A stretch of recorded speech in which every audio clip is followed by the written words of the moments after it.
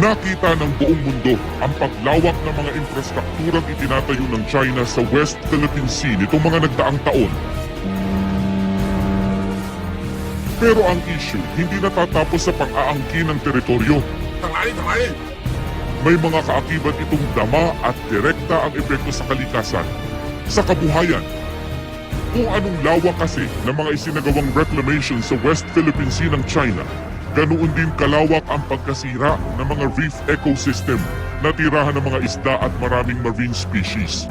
Katunayan sa datos ng National Security Council, mahigit 300 hektarya na ng coral reef ang nasira ng China. Katumbas daw ito ng mahigit 100 milyong dolyar na nawalang kabuhayan ng mga bansa sa paligid ng South China Sea. Sa Pilipinas, direkta ang epekto sa maliliit na mangingisda na hindi pinapayagang mangisda ng mga Chinong nakabantay sa nakagis ng mga fishing ground ng ating mga mangingisda. No fishing, go, yung sabi po sa amin. Ilang beses itong ganon, kami po, nagbubunot na po kami ng angkla namin, inisprehan na po kami. Ang takot po kami ha. Kawawa yung isa, mayroong tumalsi. Yung natawag na kami, umalis na lang kami. Apektado rito ang halos 200,000 maliliit na mangingisda sa 8 probinsyang nakaharap sa West Philippine Sea. Pinakamarami sa kanila ang mula sa Palawan na pinakamalapit sa pinag-aagawang Spratly Islands. Nagtayo na roon ng artificial land ang China. Malaki ang epekto nito lalo't sa datos ng Bureau of Fisheries and Aquatic Resources. Mahigit 17% ng huli ng ating maliliit na mangingisda galing sa mga probinsya sa West Philippine Sea. Yung hindi pa naangkin ng mga China na yan. Ngayon pahirapan na, nakawan lang.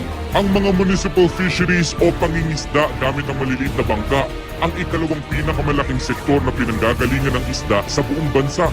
Noong 2015, mahigit 11 bilyong piso ang halaga ng huli ng maliliit na mangingisda sa 8 probinsya sa West Philippine Sea. Katumbas ito ng mahigit 15% ng kabuuang halaga ng municipal fisheries sa buong bansa. 11 bilyong piso. Nakakalula kung tutuusin. Pero kung titingnan ang datos sa mga nagdaang taon, makikita kung paano ito unti-unting bumababa. Kuwait na Exclusive Economic Zone o EEZ ang mga bahura sa Spratlys kahit pa may mga itinayong istruktura roon ng China. Nilabag din daw ng China ang karapatan ng Pilipinas sa gamitin ng yamang dagat sa loob ng EEZ nito, pati ang obligasyon nito sa maritime safety sa ilalim ng United Nations Convention on the Law of the Sea o UNCLOS.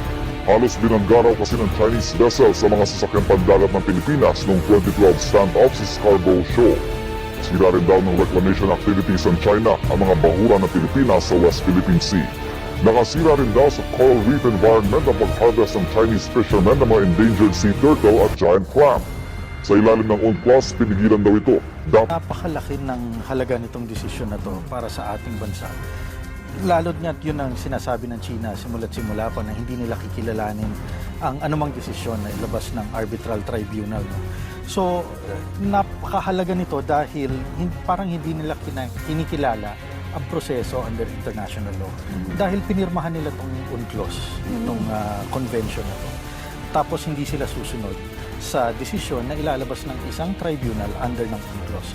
So napakahalaga nito dahil may panghahawakan tayo kung sakaling panigan tayo ng arbitral tribunal ang Pilipinas, ang mga argumento ng Pilipinas. Kung papanigan tayo nito, napakahalaga nito para sa atin. Ngunit ang hinihiling natin dito sa arbitral tribunal ay sabihin o ideklara ang status nitong mga maritime features na to. Tulad ng sinabi kanina, kung ito ba ay low tide elevation, ito ba ay isla, ito ba ay rock formation. Dahil dito natin susukatin kung may exclusive economic zone ba, kung 12 nautical miles lang ba na territorial waters ang epekto ng status nitong maritime features na to. So napakahalaga nito dahil kapag may exclusive economic zone, tulad nga ng nasabi nyo, exclusive ito para sa atin ito. At yun ang dapat natin ipaglaban. No? At yun yung halaga ng desisyon na lalabas. Dahil ito ang unang, in-expect natin na itong unang desisyon na magsasabi ng definisyon ng mga isla na to, mga low tide elevation at ng mga rock formations. So under international law, napakahalaga nitong kaso. Alam mo, kung sakaling manalo tayo, dapat wala rin tayong takot. May panghahawakan na tayong desisyon. Alam mo, ito napakahalaga nito under international law. Itong mga desisyon na to, itong proseso. Ang tawag natin dito ay rules-based approach to resolving conflicts. At yun ang napakahalaga. Ang batas, ang mga napag-usapan natin, ang mga napirmahan natin, yung mga kontratang conventions, yun ang napakahalaga. No? At yun ang panghahawakan natin.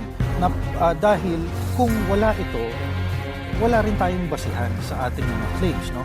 Kaya sinunod natin ang international law. Kaya sinunod natin itong rules na to under UNCLOS. So, ngayong palabas na ang desisyon at sana'y pabor sa atin ang desisyon, dapat panghawakan natin to at basahin natin to na maigi. Ano ba sinasabi ng arbitral tribunal? Ano ba ang entitlements? Ano ba ang status nitong mga maritime formations na to doon sa disputed areas?